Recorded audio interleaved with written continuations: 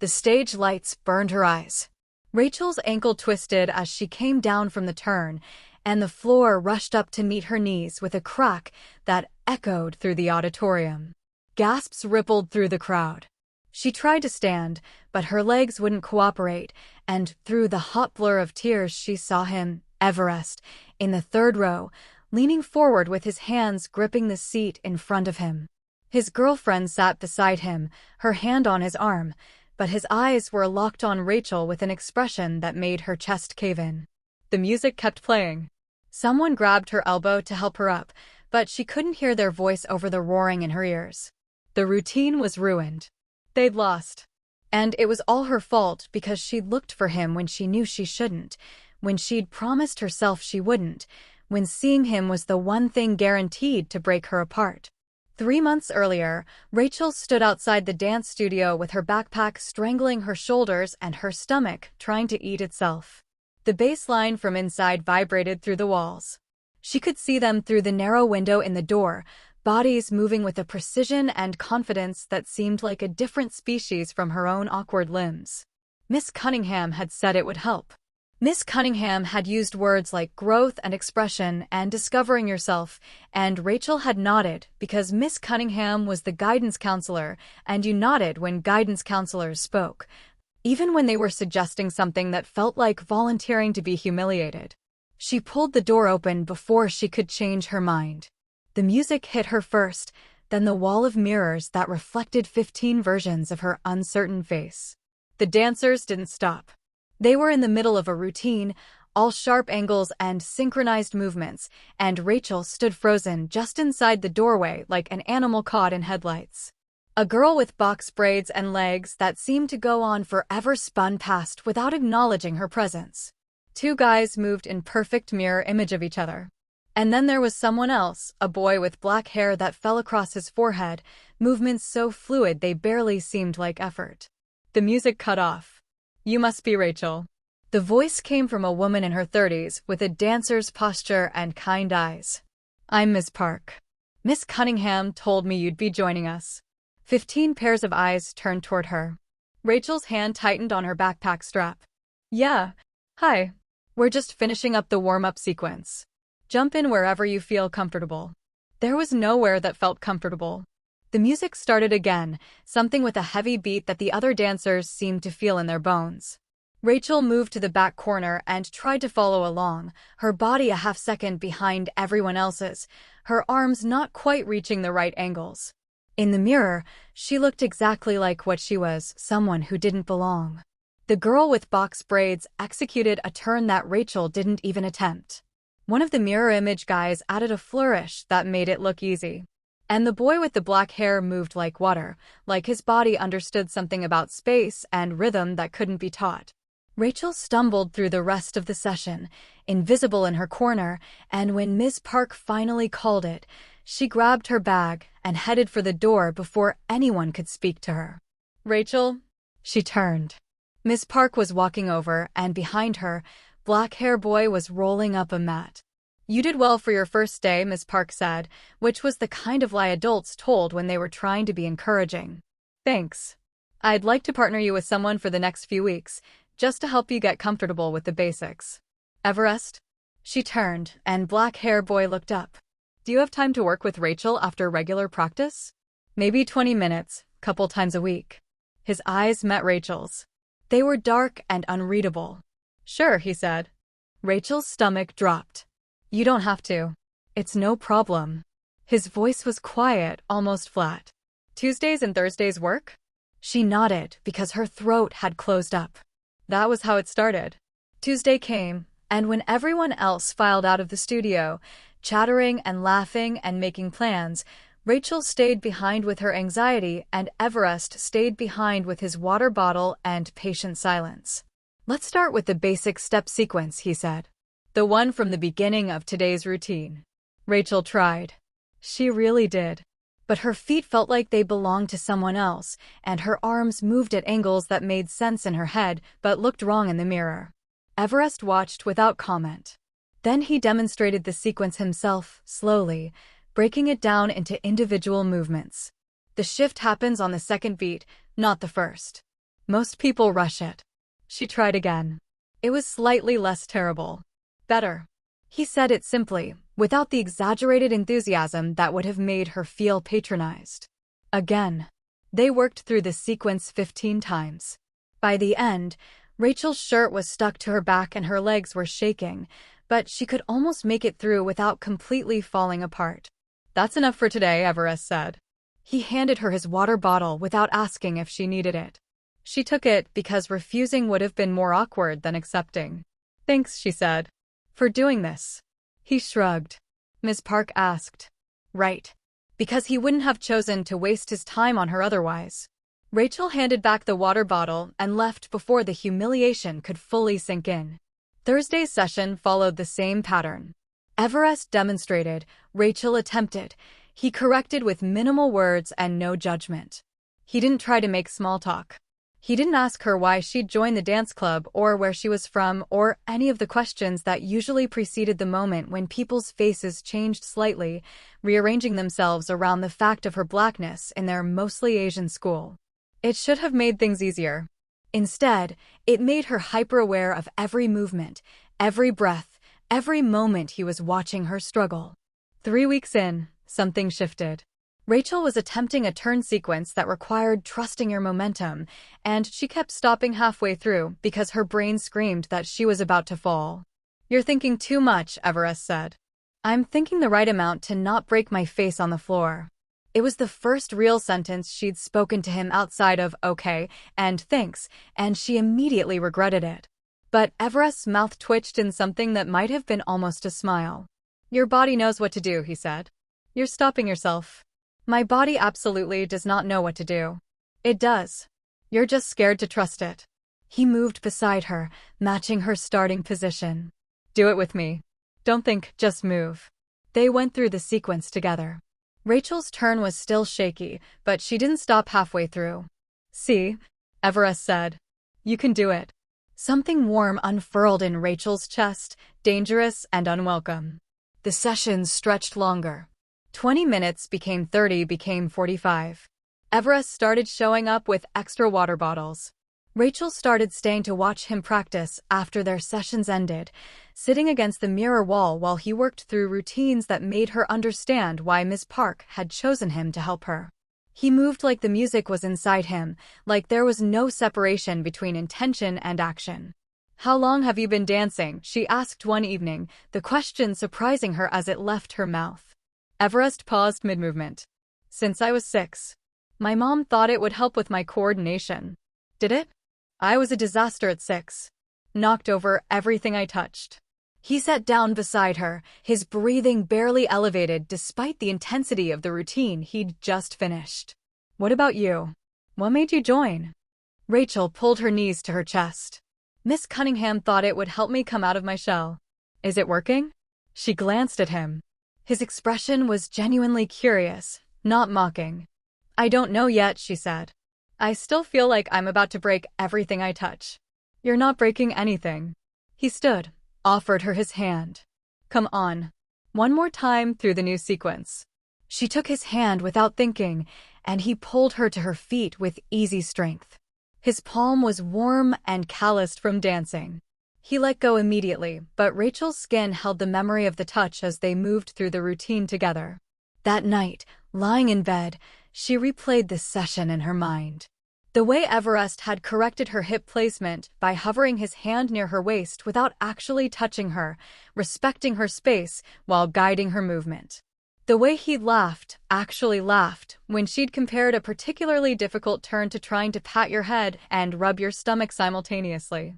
The way his eyes had met hers in the mirror when she'd finally nailed the sequence, and how his small smile had made her feel like she'd accomplished something real. She rolled over and pressed her face into her pillow. This was a bad idea. This feeling building in her chest was a terrible, stupid idea. He was being nice because Ms. Park had asked him to help. That was all.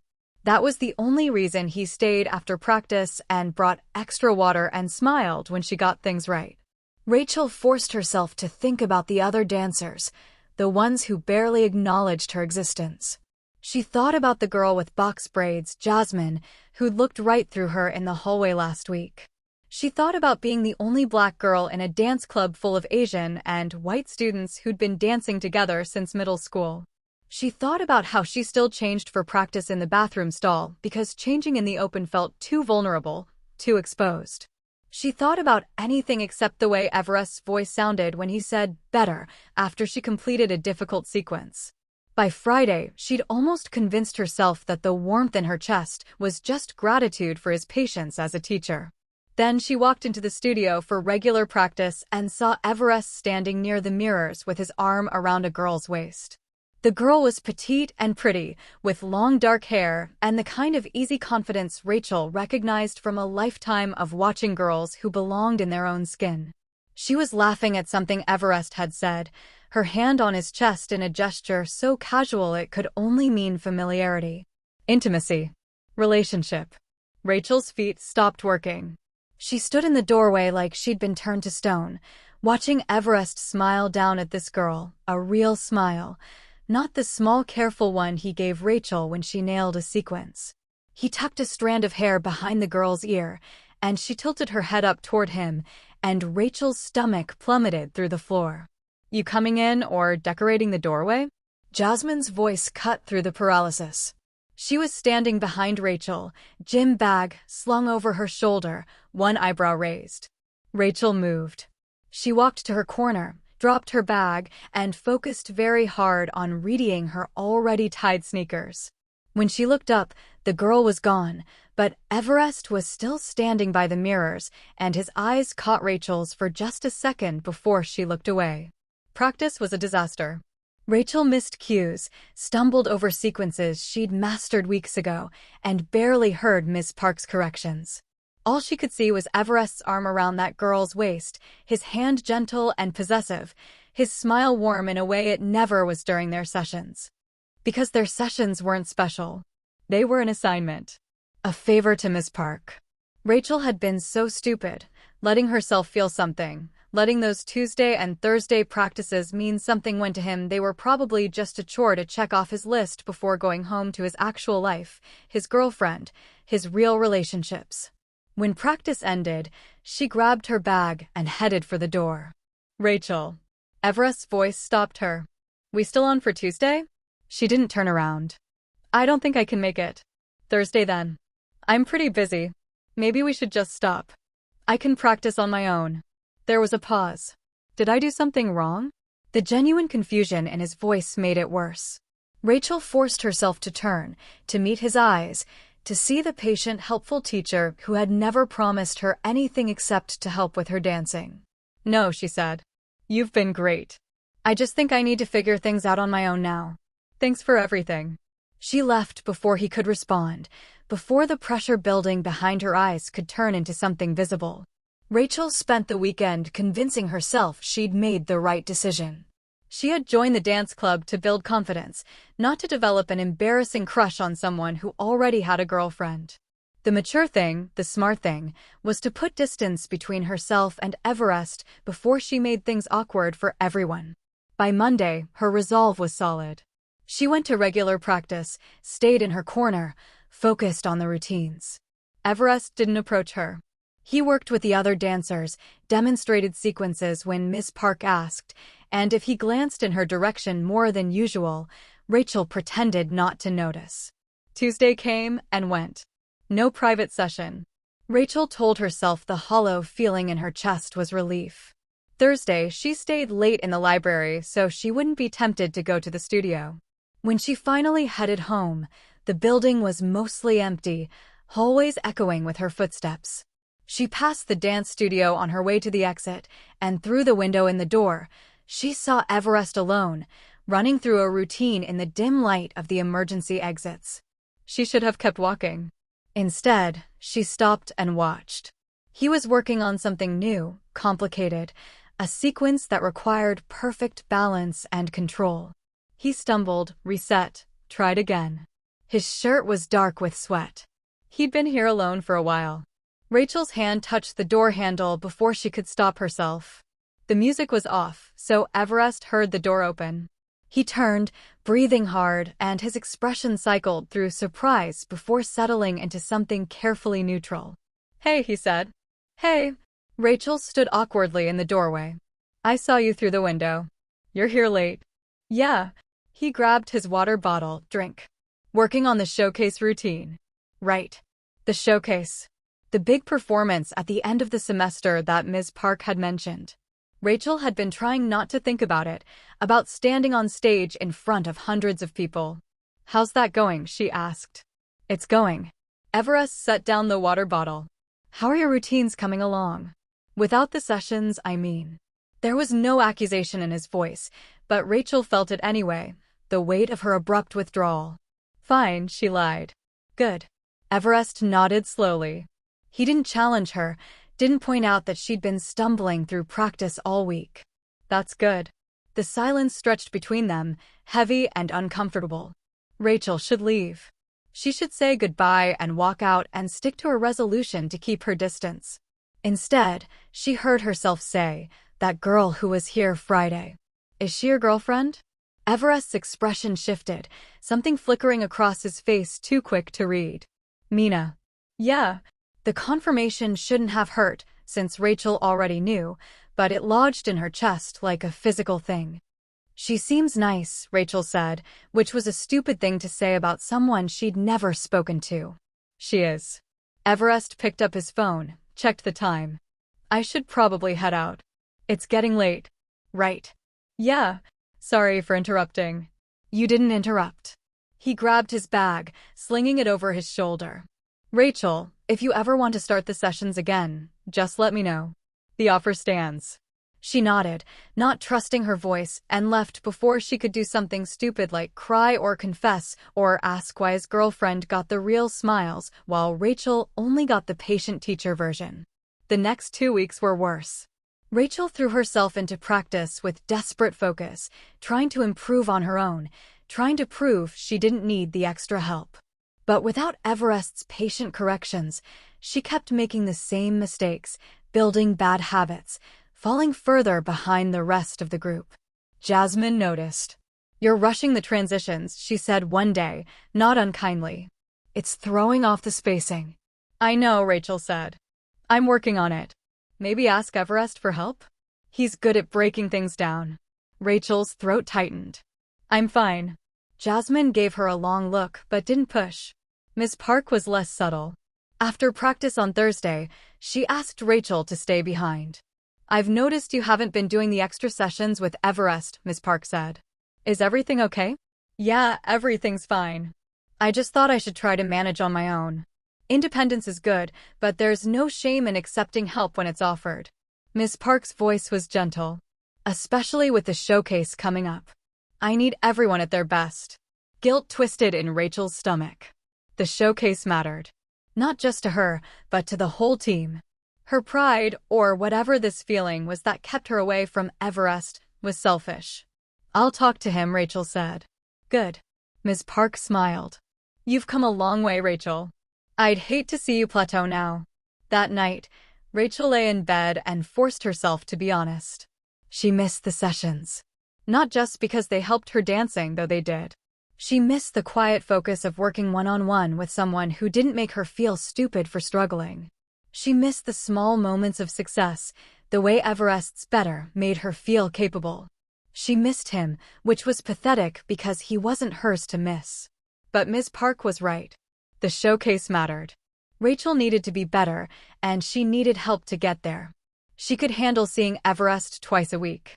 She could ignore the feelings that twisted in her chest when he demonstrated a sequence or stood close enough that she could smell his soap.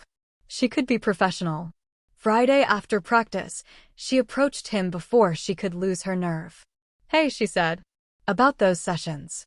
If the offer's still open, I think I could use the help. For the showcase. Everest looked at her for a long moment. His expression was harder to read than usual. Yeah, he said finally. Offers still open. Tuesday and Thursday. That works. Okay. He nodded once. See you Tuesday. Rachel walked home feeling like she'd won and lost something simultaneously. Tuesday's session was awkward in a way the early ones hadn't been. They were both trying too hard to be normal, to recapture the easy rhythm they'd developed before Rachel had ruined it by catching feelings. Everest was patient as always, but there was a careful distance in the way he demonstrated movements now, never touching, always leaving space between them. Thursday was slightly better. They fell into the old patterns, Everest correcting her footwork, Rachel attempting the sequences with gradually improving success. But the easy conversation was gone. They stuck to dancing, to technical corrections, to nothing personal. After the session, as Rachel was gathering her things, Everest said, "You want to tell me what I did?" She looked up sharply. "What?" "2 weeks ago, you cut off the sessions with no real explanation.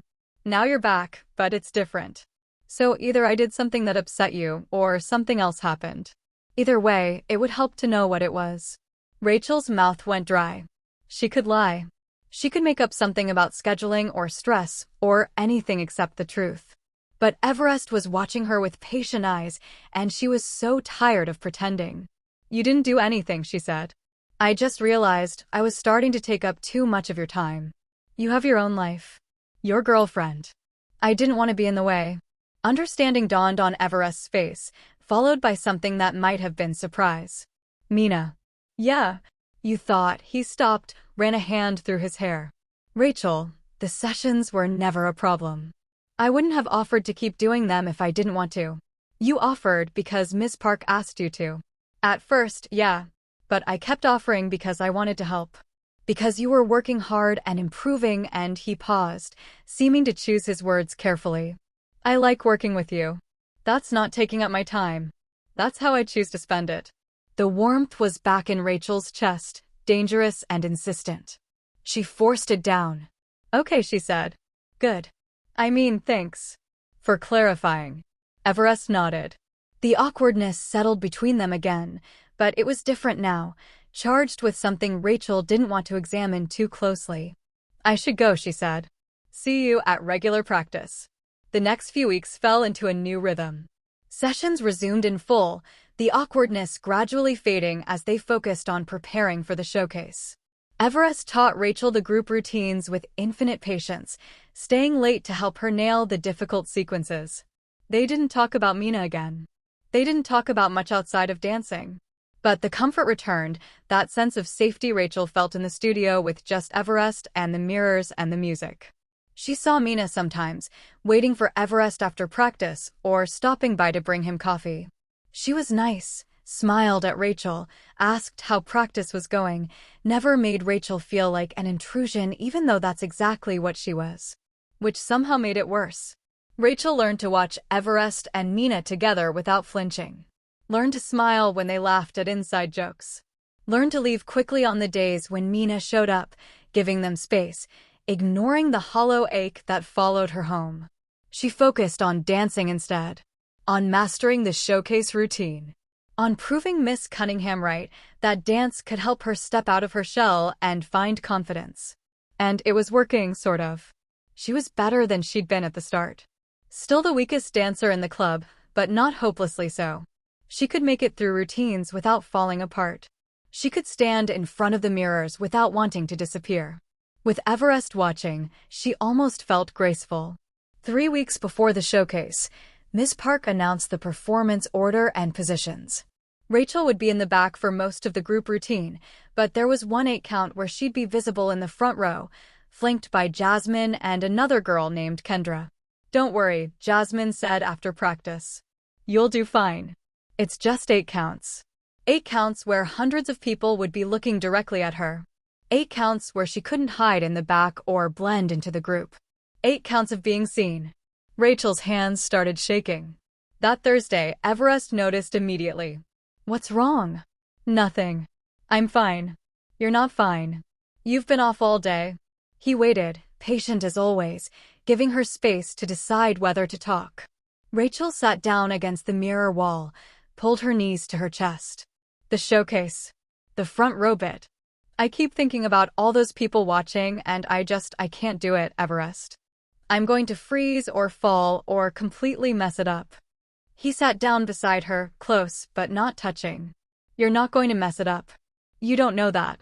"I do, actually. Because I've watched you practice this routine 100 times, and you know it. Your body knows it. The only thing that's going to trip you up is your brain telling you that you can't do something you've already proven you can do. That's easy for you to say. You've never been terrified of people looking at you. Everest was quiet for a moment. You think I'm not scared when I perform? Rachel looked at him. Are you? Every time. Right before I go on stage, there's about 30 seconds where I'm convinced I'm going to forget everything and just stand there like an idiot. He met her eyes. But then the music starts and my body remembers what to do, and the fear doesn't matter anymore. How do you get through the 30 seconds? I focus on one thing. Not the crowd, not the whole routine. Just one thing that grounds me. He paused. Find something that grounds you, Rachel. When you're up there in the front row, don't think about the audience. Think about the music or the movement or whatever makes you feel capable. Whatever makes you feel capable. Rachel wanted to tell him that he was the thing that made her feel capable, that the only time she didn't feel like she was about to break apart was when they were in the studio together, and he was watching her with patient eyes and telling her she could do something she'd never believed possible. Instead, she said, "Okay, I'll try. That's all you can do." He stood, offered her his hand. "Come on. Let's run the front row section until you can do it in your sleep." They practiced until Rachel's legs were shaking and her shirt was soaked through. Everest counted out the beats, called corrections, demonstrated the sequences. By the end, Rachel could make it through the 8 counts without stumbling. "See," Everest said. "You've got this." Rachel nodded, too tired to argue, and let herself believe him just for a moment. The belief lasted until she got home and checked her phone to find a text from an unknown number. It took her a minute to realize it was from Mina. She must have gotten Rachel's number from Everest. "Hey, Everest mentioned the showcase is coming up. Just wanted to say good luck. He talks about how hard you've been working. I'm sure you'll be amazing." Rachel stared at the message. It was kind, genuine, exactly the sort of thing a nice person would send. She typed back a quick thank you and tried to ignore the sick feeling in her stomach at the phrase, "He talks about how hard you've been working." He talked about her to Mina. The sessions that felt so private, so special, were casual enough that he mentioned them to his girlfriend. Of course he did. Why wouldn't he? They were just practice sessions. Just a mentor helping out someone who needed it. Rachel put her phone away and tried to focus on homework, but her mind kept circling back to Everest's patient voice and Mina's kind text and the growing certainty that she'd let this situation get completely out of control. The week before the showcase, everything fell apart. It started small. Rachel showed up to Tuesday's session distracted, missing cues she'd nailed dozens of times before. Everest noticed, of course he noticed, but when he asked what was wrong, she couldn't explain that Mina's text had somehow crystallized the reality she'd been avoiding. That these sessions meant something different to her than they did to him. That she was in love with someone who would never see her as anything more than a project. The realization had been building for weeks, but Rachel had been carefully not naming it. Now that she had, it sat in her chest like a stone, impossible to ignore. She was in love with Everest. She was in love with someone who had a girlfriend, who'd never given her any indication he saw her as anything except a struggling dancer who needed help. "Rachel." Everest's voice cut through her spiraling thoughts. "Talk to me. What's going on?" "Nothing. I'm just tired." "You're not just tired. You're barely here." He moved in front of her, forcing her to meet his eyes. "If something's bothering you, tell me. We can't fix it if I don't know what it is." Like they were a team. Like he cared about more than just her dancing. The kindness in his voice made everything worse. "I need to go," Rachel said abruptly. She grabbed her bag and headed for the door. "Rachel, wait." She didn't wait. She left him standing in the middle of the studio and walked home in the dark, her chest tight and her eyes burning. Thursday, she didn't show up to the session at all. She texted Everest a vague excuse about not feeling well and spent the evening in her room, staring at the ceiling, trying to convince herself that missing one session wasn't the end of the world. Friday's regular practice was unbearable. Everest kept glancing at her, his expression concerned, and Rachel avoided his eyes and focused on the routines with desperate intensity. She stumbled through sequences she'd mastered, earning sharp looks from Jasmine and a worried comment from Miss Park. After practice, Everest approached her before she could escape. "You're avoiding me," he said quietly. "I'm not. You missed Thursday's session. You won't look at me. Something's wrong." His voice was gentle but firm. "Did I do something? Say something." Rachel's throat closed up. She couldn't do this. Couldn't stand here and pretend everything was fine while he looked at her with those patient eyes and tried to fix a problem he didn't even know existed. "You didn't do anything," she managed. I think I need to stop the sessions. Permanently." Everest went very still. "Why?" "Because I can't do this anymore." The words came out sharper than she intended. "I can't keep pretending that." She stopped, swallowed hard. "It's not helping. I'm just wasting your time." "You're not wasting my time." "Rachel, the showcase is in a week. You need." "I know what I need." She was being unfair, cruel even, but the pressure in her chest was unbearable, and she needed him to stop being kind before she completely broke down. "Thanks for all your help, but I'm done." She left before he could respond, before she could see the hurt or confusion or worse, the relief on his face. The next few days were a fog. Rachel went through the motions: school, regular practice, homework, but everything felt distant and unreal. She avoided Everest as much as possible, which was difficult since they had practiced together, but she managed. Stayed in her corner, left as soon as practice ended, didn't make eye contact. She could feel him watching her, could sense his concern like a physical thing. But she didn't know how to bridge the gap she'd created without confessing everything, and confession would only make things worse. Better to let him think she was moody or stressed, or whatever explanation made sense to him. Better to keep her feelings locked down where they couldn't hurt anyone. The showcase was on Saturday. By Thursday, Rachel was running on autopilot, her body going through the motions while her mind spun in circles. She knew she was messing up. Knew she was going to humiliate herself on stage. But she couldn't seem to care, couldn't access the part of herself that had worked so hard to improve. Thursday after practice, Ms. Park pulled her aside. "Rachel, I'm worried about you," she said. "Your performance has declined significantly this week. If something's going on, you can talk to me." "I'm fine," Rachel lied. "Just nervous about the showcase." "It seems like more than nerves." Ms. Park studied her face. "Did something happen with Everest? I noticed you two haven't been doing the extra sessions." Rachel's stomach dropped. "No, nothing happened. I just didn't need them anymore." Ms. Park looked skeptical but didn't push. "Well, if you change your mind, there's still time before Saturday. I'm sure Everest would be willing to do a final session if you asked." Rachel nodded and escaped before the conversation could continue.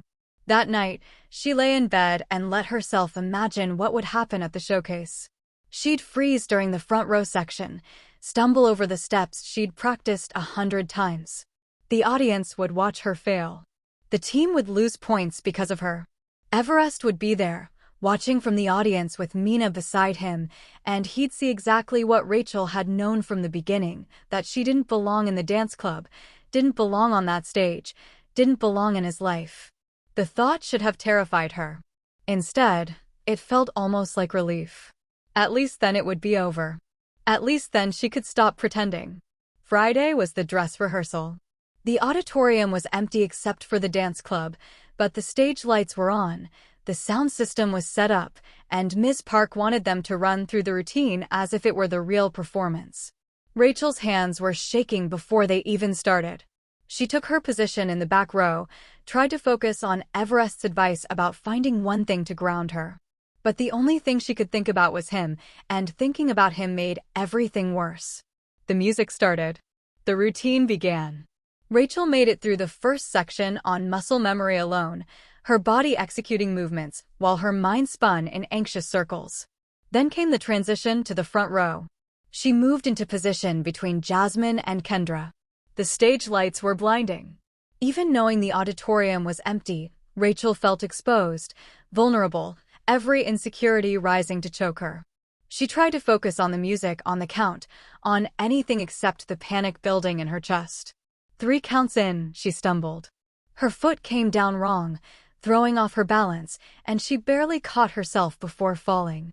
Behind her, someone muttered a curse. The music kept playing, but Rachel had lost the count, lost her place in the routine. She tried to recover, to jump back in, but her body wouldn't cooperate. Miss Park stopped the music. "Rachel," she called from the front row of seats. "You okay?" Every eye in the dance club turned toward her. Rachel's face burned. "Yeah, sorry.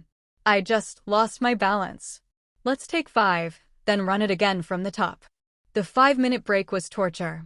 Rachel sat on the edge of the stage, staring at her shoes, while the other dancers stretched or drank water or whispered among themselves.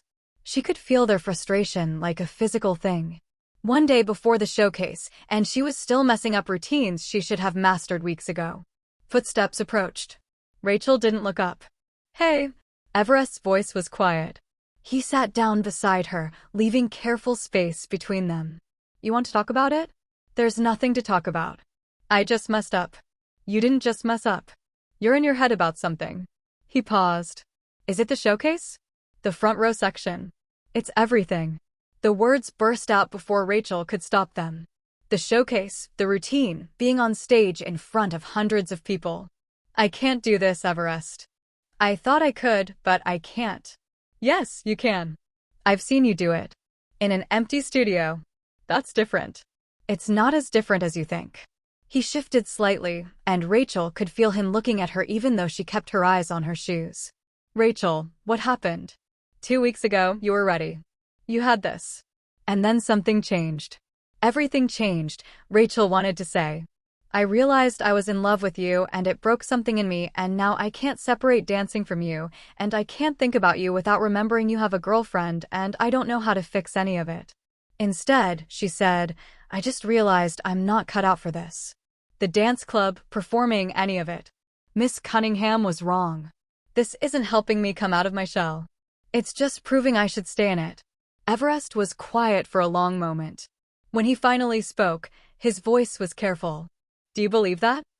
"I don't know what I believe anymore." "Okay." He stood.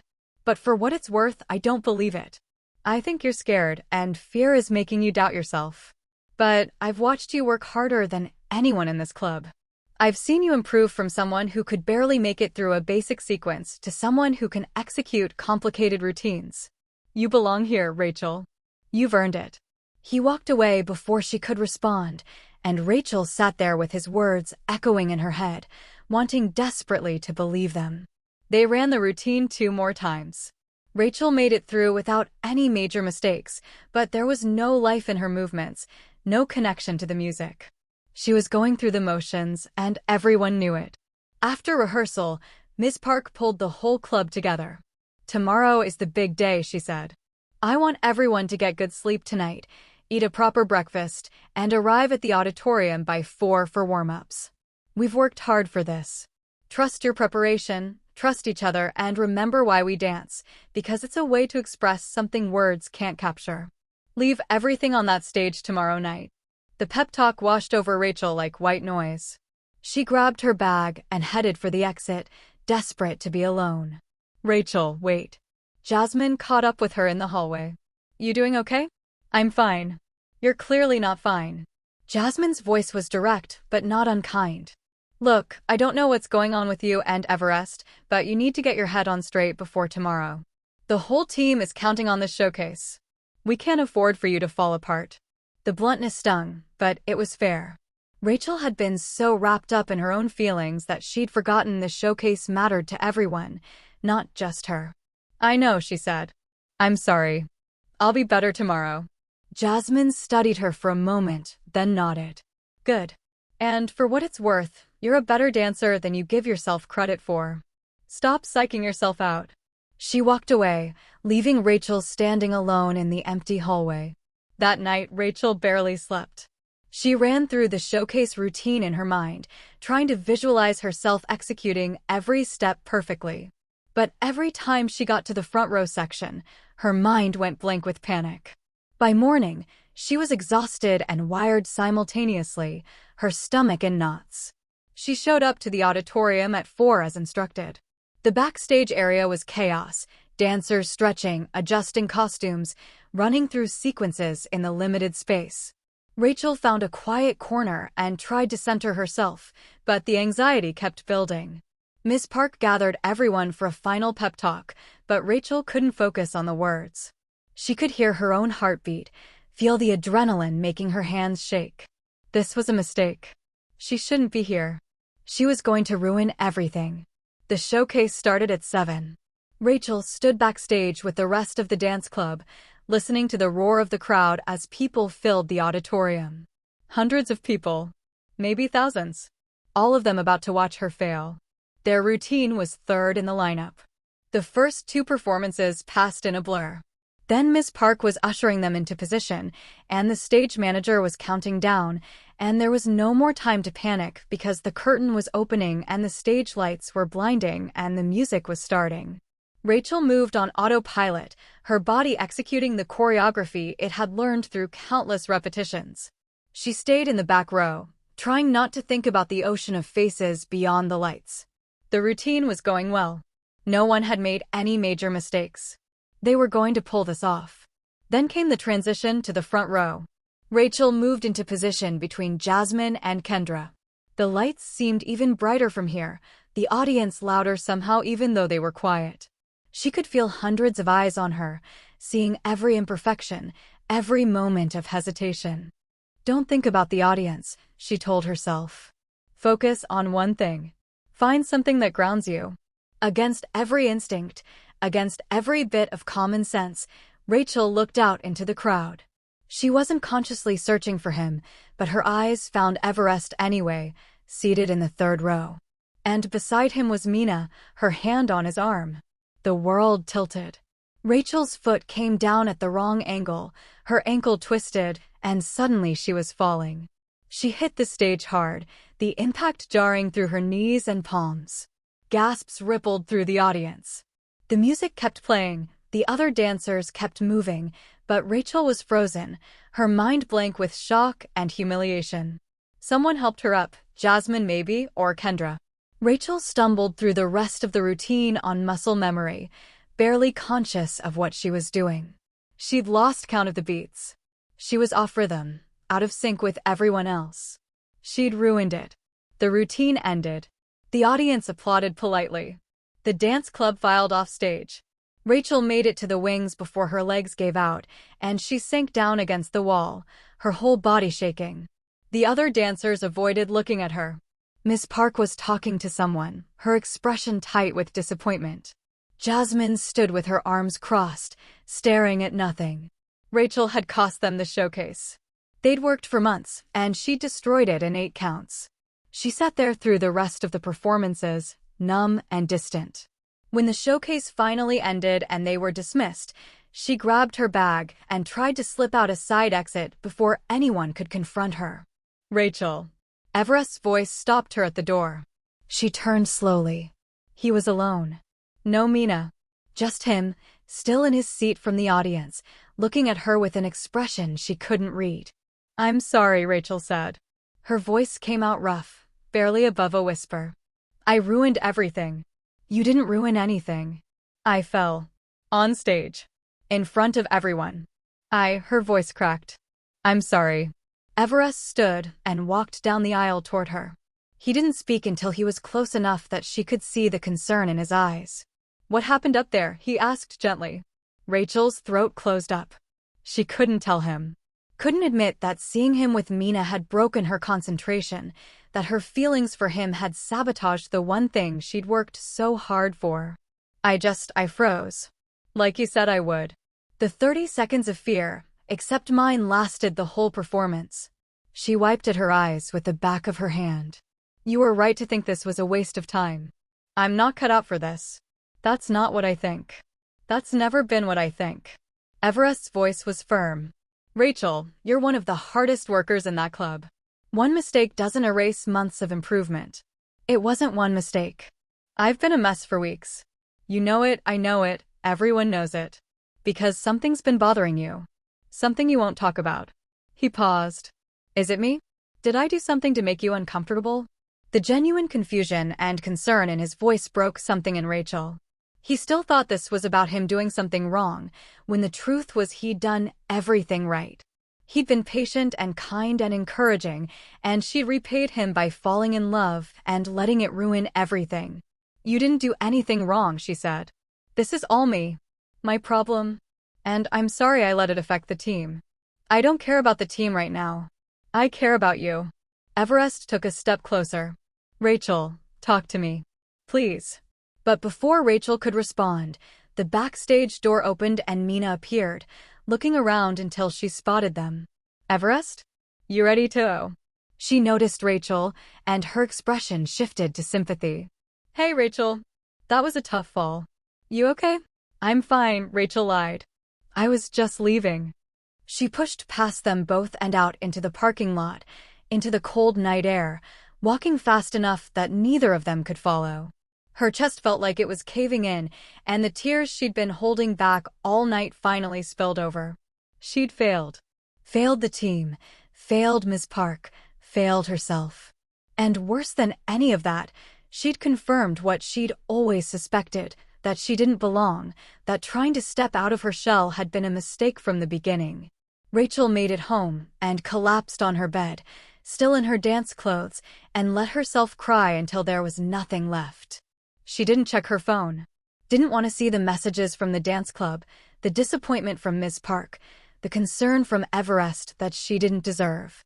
She just lay there in the dark and tried to figure out how she was going to face any of them on Monday. Sunday passed in a haze. Rachel stayed in her room, ignoring her parents' concerned questions, staring at the ceiling. Her phone buzzed periodically, but she couldn't bring herself to look at it. By Sunday evening, the numbness had faded enough to be replaced by crushing shame. She finally checked her phone. There were messages from Ms. Park, from Jasmine, from other members of the dance club. Most were kind, reassuring her that everyone made mistakes, that one fall didn't define her. But Rachel couldn't accept the comfort. She knew the truth. She'd let her feelings sabotage something that mattered, and no amount of kind words could change that. There was also a message from Everest, sent late Saturday night. "We need to talk. Please call me when you're ready." Rachel stared at the message for a long time, then turned off her phone. Monday morning came too soon. Rachel considered staying home, but hiding would only make things worse. She dragged herself to school and braced for the inevitable confrontation. It came during lunch. Everest found her at her usual table in the corner of the cafeteria, sitting alone with a tray of food she had no intention of eating. "Can I sit?" he asked. Rachel nodded, not trusting her voice. Everest sat down across from her. He looked tired, like he hadn't slept well either. "You didn't call," he said. "I know. I'm sorry. Rachel, we really need to talk about what happened. I fell. That's what happened. I choked under pressure, and I cost the team the showcase. That's not what I mean, and you know it." His voice was gentle but insistent. "Something's been wrong for weeks. You stopped the sessions, started avoiding me, and then you completely shut down before the showcase. I need to understand why." Rachel's hands clenched in her lap. She couldn't do this here, couldn't have this conversation in the middle of the cafeteria where anyone could overhear. "It doesn't matter," she said. "It matters to me." "Why?" The word came out sharper than she intended. "Why does it matter? You've done your part. You tried to help me, and I failed anyway. You can move on with a clear conscience." Everest's expression shifted, something flickering across his face that might have been hurt. "Is that what you think? That I was helping you out of obligation? Weren't you? At first, maybe. When Ms. Park asked me to work with you." He leaned forward, his voice dropping. "But somewhere along the way, it stopped being about obligation. I helped you because I wanted to, because I cared about your progress. Because," he stopped, seemed to reconsider, "because you mattered." The past tense didn't escape Rachel's notice. Mattered. As in, used to matter, before she'd pushed him away and ruined everything. "I'm sorry," she said. "I'm sorry I wasted your time. Stop apologizing." There was frustration in his voice now. "And stop acting like you were some burden I had to carry. Working with you it was the best part of my week, Rachel. And then you just cut me off with no real explanation, and I've been trying to figure out what I did wrong." "You didn't do anything wrong," Rachel said desperately. "This was never about you." "Then what was it about?" She couldn't answer. Couldn't tell him the truth when the truth would only make everything worse. They sat in silence, the noise of the cafeteria washing over them, until Everest finally spoke again. My relationship with Mina ended. Rachel's head jerked up. What? We broke up. 2 weeks ago. He was watching her carefully, his expression unreadable. It wasn't working anymore. Hasn't been for a while, actually. We'd been growing apart for months, but neither of us wanted to admit it. I'm sorry, Rachel stammered, her mind reeling. Are you? The question hung between them, loaded with meaning Rachel was afraid to interpret. I don't understand, she said. Everest was quiet for a long moment, his eyes never leaving her face. The thing is, I kept trying to figure out why Mina and I weren't working. What had changed? And I realized that somewhere along the way, I'd started looking forward to Tuesday and Thursday more than any time I spent with her. Started thinking about you when I wasn't with you. Started imagining a future that looked different than the one I'd been planning. Rachel's heart was hammering so hard she could barely breathe. Everest. I'm not saying this to put pressure on you, he continued. I know you're dealing with a lot. I know Saturday was hard, and I know you're probably not in a place to think about this. But I needed you to know that when you pulled away, it wasn't a relief. It hurt, because you weren't just a project or an obligation. You were, he paused, choosing his words carefully. You are important to me. More important than I realized until you were gone. Rachel's eyes burned with tears. This was everything she'd wanted to hear and everything that terrified her. Because wanting something didn't mean she deserved it. Didn't mean she was ready for it. I don't know what to say, she whispered. You don't have to say anything right now. Everest's voice was gentle. But I'm here, Rachel. I'm not going anywhere. Whether you want me as a friend or something more, I'm here. And I'm going to help you through whatever comes next, if you'll let me. The bell rang, signaling the end of lunch. Around them, students gathered their things and headed to class. But Rachel and Everest stayed seated, the moment stretching between them, fragile and precious. I saw you in the audience, Rachel said finally. During the showcase. You were with Mina, and that's when I fell. Because I looked for you, and you were there with her, and it broke something in me. Understanding dawned on Everest's face. Rachel. I know it's pathetic. I know I shouldn't have let my feelings mess everything up. But I couldn't help it. Every time I saw you two together, it reminded me that this was just, she couldn't finish the sentence. Just what? Just practice sessions. Just you being kind to someone who needed help. Not what it felt like to me. Everest reached across the table, his hand hovering near hers, but not quite touching. What did it feel like to you? Rachel looked at his hand, at his face, at the genuine question in his eyes. She'd spent months avoiding this moment, afraid of what honesty might cost her. But she'd already lost the showcase, already humiliated herself on stage. What was one more vulnerability? Like I mattered, she said quietly. Like I was capable. Like I was worth seeing. You are worth seeing. Everest's voice was firm. You've always been worth seeing. The tears spilled over then, and Rachel didn't try to stop them. Everest moved around the table and sat beside her, and when his arm came around her shoulders, she let herself lean into him, let herself accept the comfort she'd been denying herself for weeks. They sat there until the hallways emptied and they were late for class, neither of them moving, neither of them willing to break the moment. And for the first time since the showcase, Rachel felt something other than shame and fear. She felt hope. I'm scared, she admitted into the quiet. Of what? Of this. Of feeling this much. Of what if I'm not ready? What if I mess this up the way I messed up the showcase? Everest was quiet for a moment, his thumb tracing small circles on her shoulder. You didn't mess up the showcase. You had a moment of panic and you fell. It happens. And yeah, maybe you're not ready right now. That's okay. I'm not going anywhere, Rachel. We can take this as slow as you need. What if slow isn't enough? What if I'm just broken? You're not broken. His voice was certain. You're scared, and you're dealing with stuff I probably don't fully understand.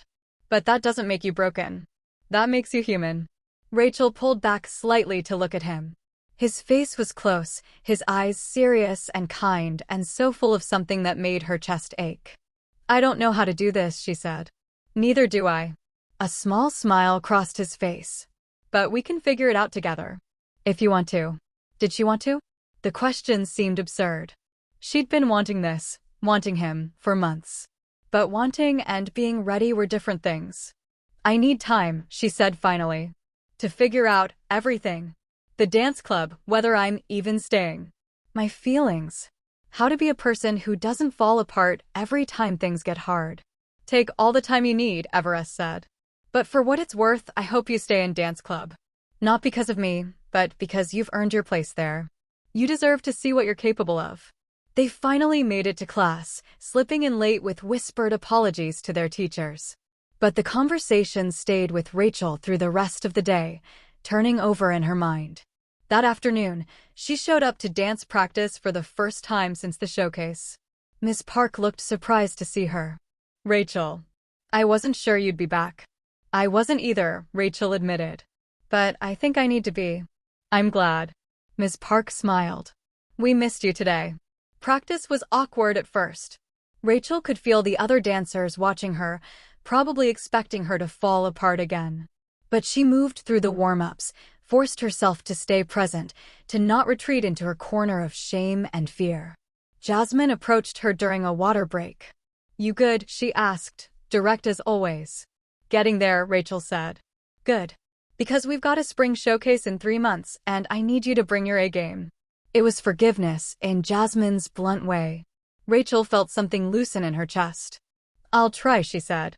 Don't try. Do. But Jasmine was smiling slightly. After practice, Everest caught up with Rachel at the door. Walk you home, he offered. They walked in comfortable silence for a while, the winter air cold but not unbearable. Rachel felt more settled than she had in weeks, even with all the uncertainty still ahead. Thank you, she said eventually, for not giving up on me. Even when I gave you plenty of reasons to. I told you. I'm not going anywhere. He glanced at her. So, you're staying in dance club? I think so. I'm not ready to quit just because I failed once. You didn't fail. You had a setback. There's a difference. Rachel considered this. Maybe. They reached her street, and Rachel stopped walking. I meant what I said earlier, she told him. About needing time. I can't just jump into something. Not yet. I know. Everest's expression was patient, understanding. We'll go at whatever pace you need. But I want to try. Eventually. When I'm ready. She forced herself to meet his eyes. I want to see what this could be.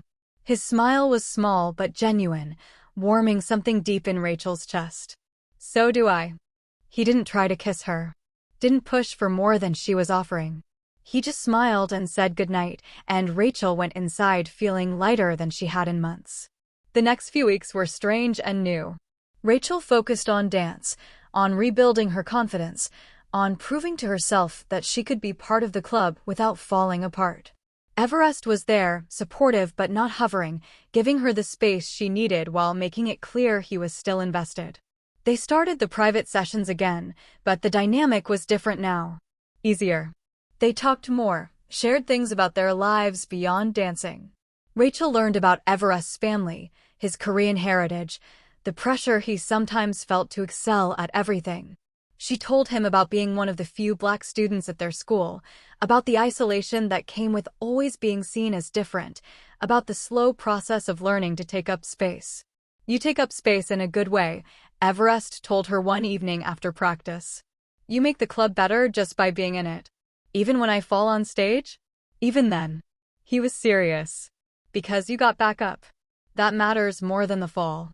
6 weeks after the showcase, Rachel woke up one morning and realized the constant anxiety that had been her companion for months had quieted to a manageable hum.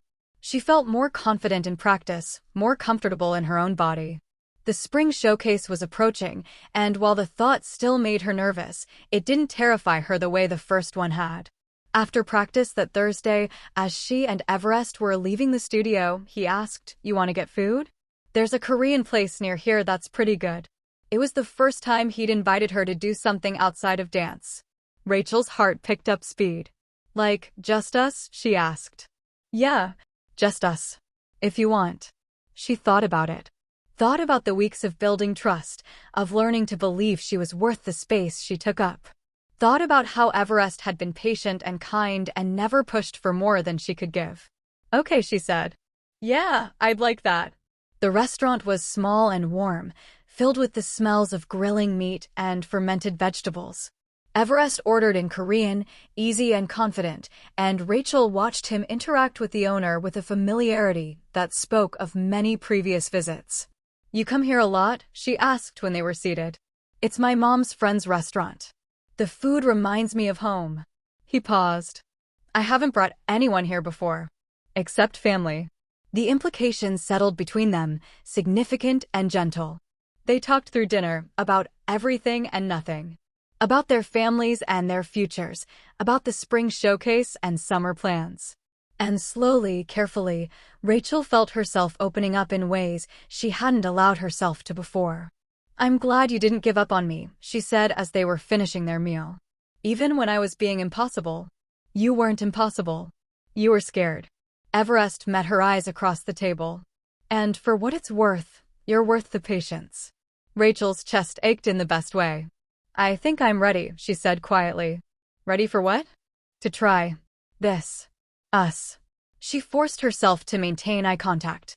"If you still want to." Everest's smile was slow and genuine, transforming his usually serious face. "I still want to."